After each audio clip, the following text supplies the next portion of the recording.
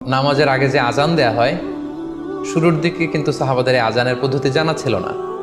তখন সাহাবারা আল্লাহ রাসূল সাল্লাল্লাহু আলাইহি ওয়াসাল্লামের সাথে কনসাল্ট করছিলেন যে কিভাবে আজান দেওয়া যায়, অর্থাৎ কিভাবে ঘোষণা দেওয়া যায় সালাতের জন্য। একজন সাহাবা বলল, আমরা আগুন জ্বালিয়ে দিব, আগুনের ধোঁয়া দেখে মদিনার সবাই বুঝবে যে এখন সালাতের সময়, তো সবাই চলে আসবে। আরেকজন বলল, না, প্রতিদিন আগুন জ্বালানো এটা নিরাপদ না, বরং আমরা খ্রিস্টানদের মতো বেল বাজিয়ে দিব। একজন বেল রিঙ্গার রাখবো, যে ঘন্টা বাজালে ঘন্টার আওয়াজ শুনে খ্রিস্টানদের মতো চার্চে যেন লোকজন আসে, বাকিরা সবাই নামাজ পড়তে চলে আসবে। তো এক একজনের এক এক পরামর্শ শুনে আল্লাহ রাসূল সাল্লাল্লাহু আলাইহি ওয়াসাল্লাম কোনো সিদ্ধান্তে আসতে পারলেন না। তারপরের দিন একজন সাহাবা চমৎকার একটি স্বপ্ন দেখলেন। একজন লোক, তার হাতে বেল, ঘন্টা।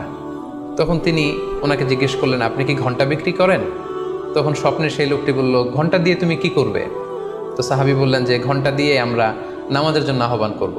তখন তিনি বললেন, ঘন্টা না বাজিয়ে তোমরা উঁচু একটা জায়গায় দাঁড়িয়ে আল্লাহু আকবার, আল্লাহু আকবার